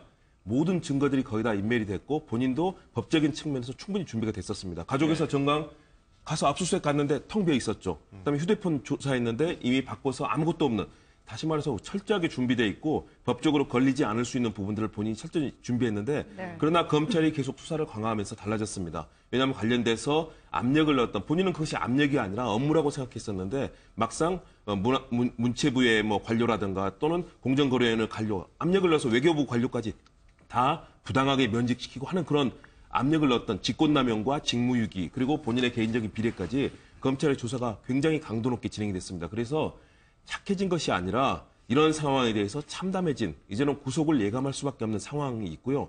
또 하나는 그동안에 두 차례 그런 레이저 눈빛과 그런 황제 출도 이런 부분에 대한 비판이 커졌기 때문에 이번에도 만일의 경우 그런 모습으로 아주 강한 모습으로 출두했을 경우에는 아마 그 부분이 엄청난 비난과 동시에 더욱더 검찰의 압박을 강화시켰을 건데요. 이번에는 정말 언론과 국민의 눈빛을 거스르지 않는 모습으로 출두하겠다라고 네. 스스로 마음속에 약속을 하고 그날 출석하는 그런 모습을 보인 거고요. 예. 뭐 검찰도 최선을 다할 거기 때문에 영장 청구하고 또 뭐 예. 법원에 그런 결정이 있을 걸로 보입니다. 예, 전해지는 이야기로는 뭐 빠르면 오늘 중에 영장을 청구한다고 하니까요. 이 소식이 들어오면 또 저희 오후에 있는 뉴스에서 전해드리도록 하겠습니다. 정치권 선거 이야기로 넘어가 보죠. 요즘에 뭐 가장 크게 주목받는 이슈는 아무래도 계속해서 안철수 후보의 지지율이 올라가고 있는 것이 아닐까 싶습니다. 어제는 민주당 쪽에서 기존의 경선에 참여했던 4명의 후보들이 함께 맥주를 마시는 모습도 볼 수 있었어요. 그만큼 선거판이 더 뜨겁게 달아오른다고 볼 수 있을 것 같은데 기존에 있었던 안희정 후보 그리고 이재명 후보의 지지율이 지금 안철수 후보에게 많이 갔는데 그걸 다시 민주당 쪽에서 충분히 끌어올 수 있을까요? 어떻게 보세요, 조 변호사님? 저는 충분히 끌어올 거라고 보이고요. 왜냐하면 지금 안희정 지사 측에 지지하던 사람이 안철수 후보 쪽으로 간 거는 정말로 안철수 후보를 좋아서가 아니라 일단은 안희정 지사를 했는데 자기 배가 사라지니까 그러면 저쪽은 싫으니까 이쪽으로 옮기자라고 해서 간 표관이 많거든요. 근데 지금 안희정 지사나 지금 그 민주당 다른 이재명 시장 같은 경우 지금 문재인 전 대표에 관련된 지지에 관련된 부분을 명확하게 표시한 적이 없었습니다. 근데 네. 어제 오프타임을 가짐으로써 나의 지지자들아 봐라. 나도 이제 문재인 전 대표를 적극적으로 지지하고 있으니 이 마음을 알아달라는 식으로 지금 오프타임을 가졌습니다. 공개적으로 표명한 거는 어제가 처음이었습니다. 그렇죠. 그러니까 경선 이후에 이제 그렇게 적극적인 모습을 가진 게 처음이었기 때문에 그러면 내가 문재인 전 대표는 그래도 맞듣지 않지만 내가 좋아하는 안희정 지사, 이재명 시장이 좋아하는 사람을 밀어줘야겠다라는 다시 또 다른 선택의 기로에 설 가능성이 높고요. 그러면 원래 내 집이 아니었던 안철수 후보에 가 있던 표들은 다시 돌아올 가능성이 높습니다. 네. 그리고 이제 두 번째로는 그 부분 말고도 지금 보수 후보 중에 지금 조원진 후보가 친박계로 또 나오지 않습니까? 지금 관련된 선거의 구도는 지금 외형적으로는 안철수 후보 그리고 문재인 전 대표의 양자 구도인 것처럼 보이지만 사실상은 그 탄핵을 주로 주도해온 더불어민주당의 문재인 전 대표 세력과 반대인 그 탄핵을 반대하는 세력으로 나눠졌다고 보시면 됩니다. 근데 이제 그 반대 세력에 맞득치 않은 후보가 없거든요. 홍준표 지사도 비박이었고 나머지 유승민 후보도 비박이었기 때문에 밀어주기가 싫었던 거죠. 근데 이제 조원진 후보가 나오면 안철수 후보에 가 있던 탄핵을 바라지 않았던 사람이 정말로 밀어주고 싶은 사람이 꽤 상당히 생길 겁니다. 그럴 경우에는 안철수 후보에 있던 표들이 상당히 이탈할 가능성이 높습니다. 안철수 후보의 표 중에서 일부는 또 조원진 후보에게 갈 수도 있을 것이다. 예. 또 다른 생각 혹시 갖고 계십니까? 많이 좀 다릅니다. 예. 저는 안희정 지사를 지지했던 표들의 성격을 분석해 볼 필요가 있다고 봅니다. 중도 보수의 표심, 다시 말해서 반기문 전 총장을 쫓아갔었고 황교안 대행에 대해서 지지를 보냈던 그런 그룹들이거든요. 중도 보수층이고 문재인 후보의 좀 선명한 성격과는 맞지 않는 그런. 그래서 안희정 지사가 당초에 1 내지 5% 사이에서 갑자기 20%대까지 올라갔습니다. 이 표들이 문재인 이제 사실은 호프 미팅을 했지만 상당히 늦었다고 봅니다. 예. 바로 했어야 됐고요. 네. 그 표들이 흘러갈 곳들은 사실은 그래서 이미 안철수 후보 쪽으로 상당 부분 흘러갔습니다. 네. 다시 말해서 이번 선거를 중심으로 봐야 될 것은 사실은 탄핵 찬성과 탄핵 반대, 저는 우리 조 변호사님 의견하고 좀 다른데요. 탄핵을 반대하는 탄핵을 찬성했던 바른정당도 있고요. 이 그룹들이 상당히 전반적으로 탄핵을 찬성하는 것은 거의 뭐 80-90% 이상의 그런 정치 유권자들이라고 봅니다. 그렇다면 현재로서는 문재인 후보로 지칭이 되는 야권의 중심 세력, 그리고 안철수 후보가 중심이 되는 중도 보수 진영, 그리고 마지막에 가서 자유한국당이나 이제 뭐 조원진, 뭐 소위 말하는 태극기 집회했던 분들이 아주 이 분포가 약한 이 세 그룹 정도로 나눠져 있거든요. 그렇다면 이미 다자구도 속에 양강 구도가 됐고요. 그리고 이렇게 해서 안희정 지사를 지지했던 표들이 중도 보수에서 흔들리고 있습니다. 그러면 이 보수 표심이 과연 어떤 보수, 다시 말해서 홍준표 후보나 유승민 후보로 갈 것이냐, 안철수 후보로 갈 것이냐, 저는 그쪽에 훨씬 더 가능성이 높다. 예. 대신에 마지막 남은 관문은 검증의 관문입니다. 네. 문재인 후보나 안철수 후보가 지금 검증에 대해서 굉장히 강한 압박을 받고 있는데요. 여기서 그런 잘못된 그런 반응을 보이거나 또는 검증에 실패해서 어떤 비리라든가 이런 것들이 드러날 경우에는 두 후보 모두가 위험성을 안고 있는 국면이다. 그런 측면에서 안희정 지사와 이런 호프 미팅을 했음에도 불구하고 그 표가 문재인 후보에게 돌아갈 가능성은 저는 상당히 약하다고 봅니다. 네. 저도 이제 큰 틀에서 보면 지금 안희정 지사라든 또 이재명 시장의 이쪽에 쏠렸던 표가 이재명 시장한테 쏠렸던 표는 아마 이 문재인 후보 쪽으로 가기가 쉽겠죠. 그런데 안희정 후보 쪽으로 몰렸던 표는 문 지사에게 바로 돌아간다는 것은 우리가 좀 생각하기 어렵다. 아, 그건 좀 다른가요? 두 후보 간에는 좀 왜냐하면 왜 그렇습니까? 안희정 지사를 지지했던 표는 사실 중도까지 외연이 확장됐던 표거든요. 그래서 말하자면 아주 정말 진보 이것을 그러니까 전통적인 진보 이걸 희망했던 또 희구했던 그걸 바라는 그런 가치관을 가진 이런 유권자는 또 그런 당원들은 당연히 문 대표를 지지했을 거고 이재명 시장의 표는 사실 정의당의 심상정 정의당 그쪽하고 오히려 옛날에 말하면 진보당 쪽하고 상당히 유사한 그러니까 좀 문 대표에 비해서 약간 더 왼쪽으로 간 그런 이제 표라고 우리가 인식됐거든. 훨씬 진보 쪽으로 색이 선명했다라고 그러니까 말씀하신 거죠. 이런 표는 문재인 후보 쪽으로 돌아가거나 심지어 더 심한 경우는 오히려 심상정 후보 쪽으로 갈 수도 있겠죠. 그런데 안희정 지사를 지지했던 표는 결국은 중도까지 외연이 확장된 표다. 보다 온건한 진보. 만약 이렇게 볼 때는 그다음에 이런 분들의 표 중에는요. 문재인 후보에 대해서는 지지도 분명하지만 또 반대도 분명해요. 그 유권자들 사이에서 보면 그러니까 그런 표는 문재인 후보를 지지하지 않는 나는 분명히 지지하지 않는다 이런 표가 많거든.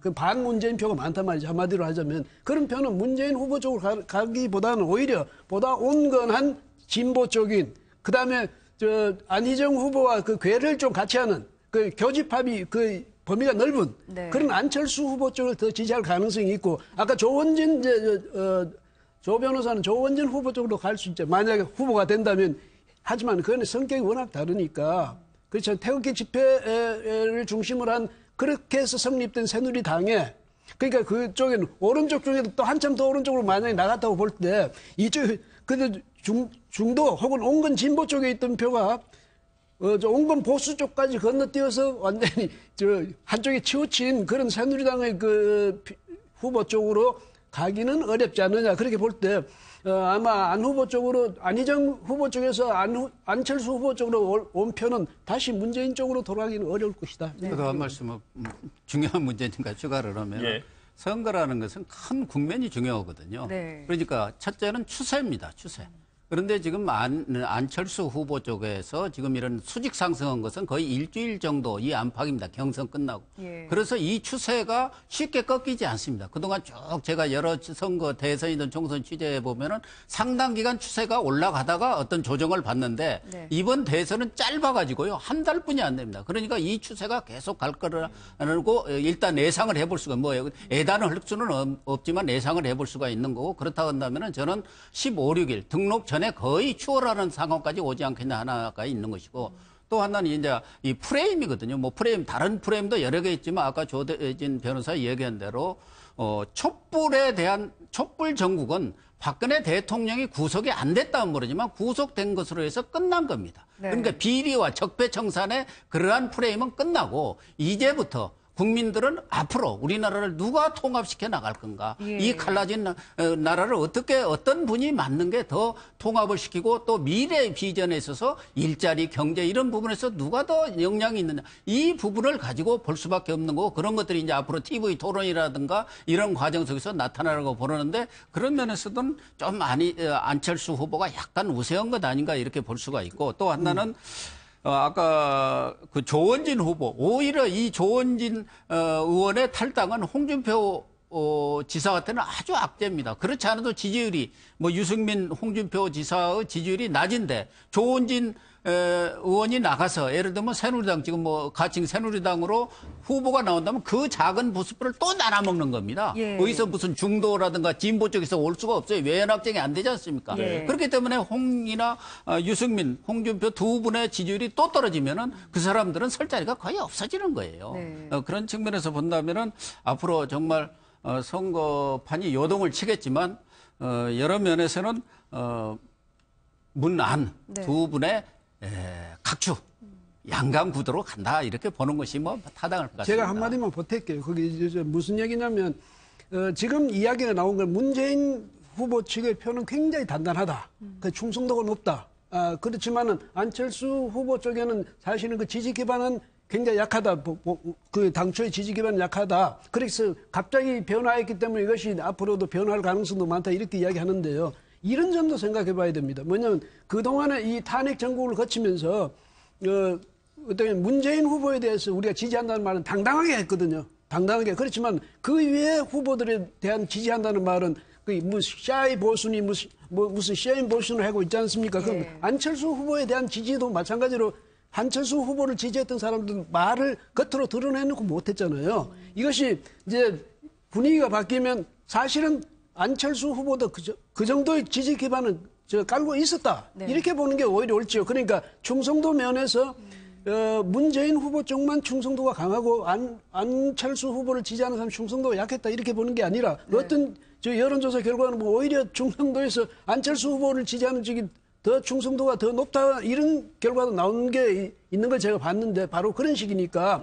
안철수 후보의 지지도 이것도 그 지지 기반이 허약하다 이렇게 볼 수는 없어요. 다만 그동안에는 그 사람들이 말을 안 꺼냈을 뿐이지 이렇게 본다면 문재인 후보 쪽으로 그 표가 다시 되돌아갈 것이다 이렇게 보는 데는 상당히 좀 무리가 있지 않느냐. 그러면 그 충성도 측면에서 보자면 그 층들이 과연 투표장으로 나올 것이냐 이 부분도 좀 연관이 있을 것 같아요. 그 부분이 중요하죠. 예. 과연 투표장에 나갈 정도로 정말 충성도가 강한 것이냐. 물론 그 연령층이 되게 좀 고연령층입니다. 50대, 60대 이상이거든요. 그렇다면 기본적으로 투표를 항상 하는 그런 성격을 가지고 있는 층이기 때문에 투표를 할 가능성은 있는데 대신에 뭐냐면 그 지지 기반은 굉장히 취약하다. 왜냐하면 그동안에 가능성이 있는 후보들을 찾아서 끊임없이 이동을 해왔던 표거든요. 네. 그렇다면 그것이 계속 유지될 수 있을 것이냐. 더군다나 지금 검증 국면입니다. 네. 문재인 후보나 안철수 후보가 지금 상당히 선전을 하면서 두 후보에 대해서 굉장히 많은 가족 문제, 경력 문제 많은 부분에 대해서 검증이 들어가 있거든요. 이 검증을 과연 이겨낼 것이냐가 사실은 굉장히 중요한 포인트가 될 것 같고요. 예. 그리고 현재 보이고 있는 보수층은 사실 딜레마에 빠져 있습니다. 지금 보수 후보를 다 합해서 홍준표와 유승민 후보를 다 합치면 10 내지 15%대 놓여 있습니다. 조원진 후보가 가세하더라도 거기서 변화될 가능성은 없다. 왜냐? 박근혜 전 대통령 때문에 보수가 덫에 걸려 있습니다. 예. 무능력, 정경유착, 부정부패 이 프레임에 걸려서 이제는 보수 믿을 수 없다는 그런 프레임에 빠져 있는 거거든요. 그래서 합리적이고 그런 정말로 국민에 대해서 성실한 그 도덕성 있는 보수가 나오기 전까지는 회복이 쉽지는 않을 거다. 네. 그러면 지금의 프레임은 안철수 그리고 문재인 두 후보가 앞뒤 끌어가는 판인데 일단은 문재인 후보가 현재 지표에서는 앞서 있지 않습니까? 짧은 기간 동안 추세가 안철수 후보가 상승하고 있는데 지금이 사실은 안철수 후보가 최대까지 올라왔을 수도 있습니다. 예. 그리고 거기에 대해서 흔들리는 그런 그 부동층의 입장에 있기 때문에 사실 안철수 후보가 역전하기는 쉽지는 않다. 그러나 이 두 후보 모두 문재인 안철수 두 후보 모두 검증 국면에서 치명적인 타격을 받을 경우에는 앞서가는 것을 지키지 못할 수도 있고 도리어 안철수 후보도 꺾일 수도 있다는 측면에서 이 남은 기간 동안에 나오는 이 검증에 현재 뭐 두세 가지씩 후보들에게 나와 있지 않습니까? 이것이 더 많아질 겁니다. 준비되고 있는 것들이 많이 있거든요. 이 국면을 잘 넘는 후보가 대통령이 될 가능성이 높다고 봅니다. 네, 말씀하신 것처럼 이제 선거가 이제 코앞으로 다가오면서 본격적인 검증 국면이 됐는데 양 후보 간의 지금 네거티브 공방이 굉장히 치열해지고 있지 않습니까? 이게 과연 후보들 개인에게 신의 한 수가 될지, 결정적인 한 수가 될지 아니면 이게 너무 지나쳐서 자충수가 될지 앞으로 선거 판도에 어떤 영향을 미치게 될지 궁금한데요. 지금 양측 지지율이 다 거품이라고 서로 주장을 하는데 저는 조금 안철수 후보 측이 더 불리하다고 생각을 합니다. 왜냐하면 문재인 전 대표는 2012년도에 여러 가지 본격적인 검증을 많이 했었거든요. 그리고 그 당시에 나왔던 지금 나오는 의혹들도 그때 어떻게 보면 많이 검증이 된 상태입니다. 근데 안철수 후보에 관련된 부분은 이제 드러나기 시작하고 있습니다. 본인의 비전이라든지 정책도 안철수란 사람은 알았지 본선에 나가지 않았기 때문에 안철수란 그 대선 후보가 무슨 생각을 갖고 있는지 그리고 어떤 부분이 취약한지에 관련된 부분은 의구심을 안 가졌습니다. 네. 그래서 양쪽 다 거품은 있겠죠. 하지만 문재인 전 대표가 뭐 술잔으로 치면 예전에 오래 많이 따라나서 거품이 거의 빠진 술잔이라고 한다면 안철수 대표 측은 이제 많이 막 술을 따른 잔이라고 봐야 되기 때문에 네. 그 거품이 언제까지 가라앉을지는 좀 봐야 될 것 같습니다. 먼저 매를 맞았던 문재인 후보가 마찬가지인데. 그나마 유리할 지금 것이다. 거품 비유를 해주셔서 네. 이제 이 질문 하나 드리자면 짧은 선거 기간이 그렇다면 안철수 후보에게는 오히려 더 유리해질 수도 있을까요? 이 거품이 꺼지기에는 사실 시간이 좀 필요하지 않습니까? 아니, 그 거품은 꺼져도 술 양은 일정합니다. 거품은 거품이면 실체가 없는 거거든요. 네. 아, 술의 양이, 그렇죠. 절대적인 양이 중요하기 결국에는 때문에. 그 실체를 봐야 된다는 거고 거품 때문에 많아 보인다니까 거니까 네. 거품 때문에 많아 보이는 건 결국 선거를 하면 그 실체로서 답이 나옵니다. 그러니까 예. 그 실체인 경우에는 더 많이 외형적으로 많아 보이지만 많이 예. 꺼졌을 경우에는 그 실체가 더 작을 수도 있다는 것이죠. 그래요. 뭐 말씀 나온 김에 여쭤보면 이 선거 기간이 이제 한 달 남지 않았습니까? 아주 짧게 남았는데 이 짧게 남은 만큼 특히 최근에 추세가 올라가고 있는 이 안철수 후보에게는 이게 유리할 것이다. 아니면 아니다. 역전시키기 위해서는 좀 시간이 필요한데 불리하다. 이 교수님은 어떻게 보세요? 지금 조 변호사님 말씀이 이제 거품 이야기가 있는데 예. 뭐 그런 이야기도 이제 물론 그런 경향도 있겠죠. 그런데 만약에 그렇든 또 아니면 지금 추세를 보든 사실은 유리하게는 짧을수록 누가 유리하냐면 안철수 후보가 지금 유리하게 돼 있어요. 왜냐하면 그동안에 계속 안철수 후보가 지금까지도 아직 못 치고 올라가고 있고 지금도 아직 옛날 같은 상태라면 시간이 더 필요한데 지금 상승세를 탔거든요. 그 이 상승세가 앞으로 한 30일쯤 되면 앞으로 30일 안에도 만약에 뭐 더 이상 못 치고 올라간다면 뭐 애초에 그 기대할 바는 아니지만은 지금 같은 상승세를 유지한다면 안철수 후보에게도 충분하게 기회가 있다. 그러니까 문재인 후보 측이 수성을 하느냐 아니면 안철수 후보 측이 그것을 뚫고 올라가 버리냐, 그 천정을 뚫고 올라갈 수 있냐 이 싸움인데 이럴 때 볼 때는 시간이 지금 한 30일 남은 것이 오히려 안철수 후보한테는 가장 유리한 측면이 아닌가. 더 이상 기다려야 할 정도라면 안철수 후보는 애초에 안 되는 거죠. 그런데 지금이 오히려 가장 좋은 그런 양상이다. 이렇게 봅니다. 조대진 변호사 이야기하신 대로 문재인 후보는 그동안 검증을 거칠 만큼 다 거쳤습니다. 탈탈 털렸어요. 뭐 국회의원도 했고 지난번 대선 과정에서 그렇기 때문에 지금 제시되고 있는 여러 가지 내용들은 과거에 나온 내용들인데 그런 부분들이 지금 명쾌하게 아직도 설명이 안 되고 있는 그 내용 자체가 다소 국민들의 어떤 그 감정을 상당히 자극할 수 있는 뭐 취업 특혜라든가 이런 쪽으로 연계되니까 그 심각성이 있다는 거고 지금 안철수 후보는 검증이 덜 된 거죠. 뭐 콘텐츠 문제라든가 또 뭐 개인 문제, 개인의 어떤 부분들.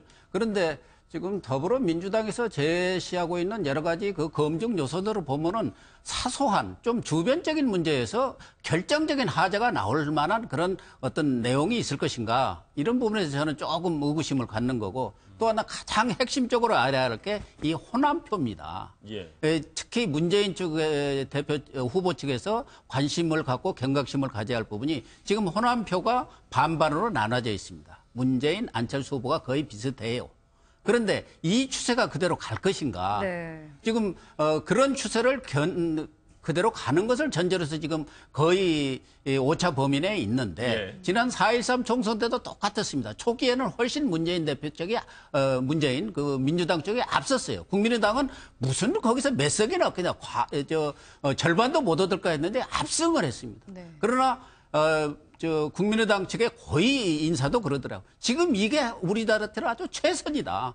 그렇지 않고 호남에서 벌써부터 70%, 80%를 과거처럼 이렇게 전략적 투표를 했을 경우 지금 영남 쪽에서 표가 쑥 빠질 텐데 지지율이 지금 이런 상태로 가다가 결국 4.13 총선처럼 막판에 몰아주는 호남의 전략적 선택을 한다면 이건 더 볼 것이 없다. 그런 생각들을 지금 국민의당 측에서는 하고 있기 때문에 문재인 후보 측에서는 정말 호남표가 지금처럼 반반으로 날아먹을 것이다. 그렇게 분리돼가지고 찍어줄 거라고 생각했다가 한다면은 저는 아주 오산이라고 봅니다. 호남을 나보다 더 아는 사람은 없기 때문에 내가 확실하게 얘기 드립니다. 네, 짧은 기간 아까 얘기하셨으니까 안철수 후보에게는 이 기간이 짧은 거 이제 D30일 아닙니까? 30일밖에 남지 않았는데 이것이 득이 됩니다, 분명하게. 만일 경우 장기 레이스라면은 사실 이렇게 갑자기 부상한 안철수 후보가 사실은 거품이 계속 빠질 가능성이 있거든요. 그런데 이 짧은 기간이 되면서 안철수 후보가 그동안 내놓았던 여러 가지 정책들, 뭐 제4차 혁명부터 비롯해서 안철수 후보의 장기가 발휘될 수 있는 시간이 있다. 그런 측면에서 이 흐름은 있는데 문제는 뭐냐면 과연 이 추세가 지금이 만약에 고점에 달했다면 그러면 사실은 앞으로 또 추락할 가능성이 있거든요. 네. 거기에서 두 가지, 방금 우리 고 교수님 잘 지켜주신 것처럼 두 가지, 호남의 선택과 보수의 선택이 중요하다. 호남이 지금 거의 문재인 후보가 좀 앞서고는 있지만 거의 40%, 50%로 두 후보가 팽팽하거든요. 그러면 마지막에 정말 전략적 선택을 누구에게 해주느냐. 이번 경선을 봤지만 두 당 모두에게 아주 뜨거운 열기를 보내줬거든요. 그런 측면에서 호남 지역의 전략적 선택이 정말 앞으로 관건이 될 거고요. 또 하나는 역시 보수, 중도 보수의 표심이 과연 그래도 자유한국당, 바른정당 우리 후보들에게 갈 것이냐 아니면 문재인 후보를 막기 위해서 안철수 후보에게 갈 것이냐 이 보수 이 선택이 표심이 중요하다고 보고요. 네. 아까 맥주론 얘기해 주셨는데 맥주 거품이 사실 중요합니다. 예. 오래전에 따라서 김이 빠져서 맛이 없을 수도 있고요. 상당히 적절한 비유였어요. 네네. 네, 그리고 요즘은 또 크림 맥주라든가 거품 맥주 유행하지 않습니까? 요즘 또 추세는 또 젊은이들이 그런 걸 좋아합니다. 그렇기 때문에 정말 제대로 된 우리 국민들이 좋아하고 믿을 수 있는 맥주 그리고 거기에 다양한 정책과 콘텐츠가 어우러져서 이런 정말 박근혜 정부에서 보여줬던 부정부패, 정경유착 그리고 국정을 팽개친 국정마비 이걸 극복할 수 있는 유능하고 실력 있는 후보라는 거를 문재인 후보든 안철수 후보든 그것을 남은 30일 동안 보여줄 때 보수와 호남의 표심이 그 손을 들어줄 거다. 지금은 팽팽하다고 봅니다. 네. 저는 이제 간단히 1분만 말씀드리면 그 안철수 후보의 그 지지율이 불안한 박빙이라고 표현을 드릴 수가 있는데요. 왜냐면요. 아까 문재인 전 대표는 일관되게 그 관련된 부분의 그 의사라든지 지지율을 표명하고 있는 집단이고요. 안철수 후보는 지금 계속 그 지지율을 유지한다는 게 아니라 다른 후보들이 소멸됨으로써 올라간 지지율이거든요. 그러면 문재인 전 대표가 싫지만 그래도 차선으로 안철수 후보를 선택한 사람이 많습니다. 근데 더더군다나 이런 상황에서 안철수 후보는 자기가 어떤 정책, 어떤 비전을 갖고 있는지 지금 표명을 안 했어요. 그러면 지금부터 이제 토론회라든지 검증을 하게 되면 내가 일단 안철수 후보 쪽으로는 왔는데 들어보니 기분이 나쁘기 시작한다는 거죠. 그러면 그때부터 이탈한다는 거죠. 지금 어떻게 보면 보수나 뭐 진보 쪽도 중도 보수도 같이 한 팀으로는 묶어놨지만 있다 보면 내가 얘기하는 것과 다른 얘기를 자꾸 하네라고 이게 선명성이 드러나게 되면 그때부터는 안철수 후보 쪽에서 이제 나갈 가능성이 높다라고 저는 생각을 합니다. 네. 저희가 말씀을 나누다 보니까 시간이 거의 마무리 지을 시간이 됐어요. 근데 또 균형을 저희가 맞춰야 되기 때문에 보수 진영 쪽 얘기를 좀 마무리 지으면서 시간을 좀 보내야 될 것 같은데요. 예, 홍준표 경남도지사가 앞서 리포트에서도 말씀드렸지만 오늘 아주 밤늦게 이제 도지사직을 내려놓을 것 같습니다. 일부에서는 이게 꼼수 사퇴가 아니냐 이런 지적을 하고 계시는데 어떻게 보십니까? 그러니까요. 저게 뭐냐면 앞으로 이 도지사 보궐선거를 않도록 하겠다. 그래서 비용 부담을 줄이겠다. 뭐 이런 이 의도 같은데 만약에 그렇게 됐을 경우에 훗날에 혹시 지금 만약에 보궐선거에 있게 되면 아마도 구 여당권에서 이 도지사직을 차지하지 못할 경우 그 모든 원망은 누가 됐겠습니까? 자신이 받아야 될 것 아니겠습니까? 그런 점도 있고 이러니까 또 분위기가 도지사를 보궐선거 한다고 이랬을 때 또 경남도의 분위기가 확 달라져가지고 대선에까지 혹시 영향을 미칠 수도 있고 하니까 아마 그런 것 때문에 그러니까 자신은 비용 부담도 부담을 국민들한테 더 안 지웠다든지 뭐 이런 자신의 명분 때문에 그런데요. 사실은 경남도민들도 지사를 가져야죠. 그런 점에서 보면 홍준표 지사가 자기 명분만 너무 생각한 게 아닌가 이런 생각이 들어서 당당하지 평소에 홍준표 후보답지 못한 당당함을 지금 발휘하지 못하고 요즘 흔히 하는 말 꼼수 쓰는 게 아닌가 뭐 이런 의심을 받고 있습니다. 홍준표 지사 입장에서는 요즘에 약간 더 그럴 수 있는 게 이 조원진 의원이 지금 자유한국당에서도 탈당을 했어요. 그래서 예전에 그 명칭 새누리당 쪽으로 대선 후보로 출마하겠다 이런 얘기까지 나오고 있거든요. 이 현상은 어떻게 봐야 됩니까? 그러니까 이제 제가 거기 한 말씀만 더 보탤게요. 근데 저렇게 아까 우리 고 교수 말씀처럼 또 만약에 조원진 후보 저쪽에 나가서 대통령 선거 후보로 나오면 손해보는 사람 홍준표 의원입니다. 그 다음에 사실은 옛날에는 진보는 분열해서 망하고 보수는 무슨 부패해서 망한다 했는데 이번에 보니까 보수 완전히 다 분열돼 버렸거든요. 이래서 보수는 이번 대선에서 큰 변수가 되지 못하지 않느냐. 그래서 보수 이 유권자들은 보수 희망 없는 만약에 당선 가능성이 확실하지 않은 보수 후보를 누구를 택하기보다는 차라리 안철수 쪽으로 해서 그래도 정책적인 면이라든지 가치라든지 이런 면에서 좀 견집할 그 범위가 넓은 안 되면 안철수 후보 쪽이라도 찍어서 자기들이 가장 싫어하는 말하자면 진보 보수들이 생각할 때 그쪽을 저지하는 뭐 그런 역할이 가면 조 변호사를 걱정하셨지만은 그 본래 진보는 그 편은 단단하지만은 확장성은 좀 부족하지 않나 이런 생각이 듭니다. 네, 저희가 말씀을 나누던 중에 세월호 인양 과정 소식을 잠시 연결해서 들어봤는데요. 오후 1시에 육상 이송 작업을 시작한다는 내용이었습니다. 자, 오늘 네 분 굉장히 하실 말씀이 많을 텐데 저희가 시간 관계상 여기서 정리를 좀 해야 될 것 같습니다. 관련 소식은 또 이어지는 뉴스를 통해서 봐주시길 바라겠습니다. 자, 네 분 말씀 여기서 마치겠습니다. 고맙습니다. 수고하셨습니다. 날씨 소식입니다. 휴일은 오늘은 전국에 구름이 많겠고 중서부 지역은 오전 한때 미세먼지 농도가 높겠습니다. 네, 기상센터 연결해서 날씨 알아보겠습니다. 조수연 캐스터 전해주시죠. 네, 어제 미세먼지가 조금 말썽이기는 했지만 낮 동안 따뜻해서 야외 활동하기 좋았습니다. 오늘도 서울은 한낮에 21도까지 오르면서 어제만큼 포근하겠습니다. 대구는 17도로 어제보다 10도가량이나 내려가 고온 현상이 주춤하겠고요.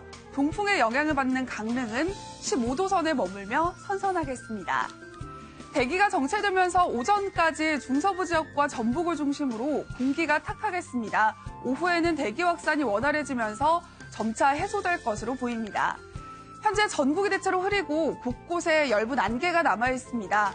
오늘 하늘에 구름이 많이 끼겠고요. 동해안 지역은 아침까지 5mm 미만의 비가 오다가 그치겠습니다. 남부 내륙에는 오후에 빗방울이 떨어지기도 하겠습니다.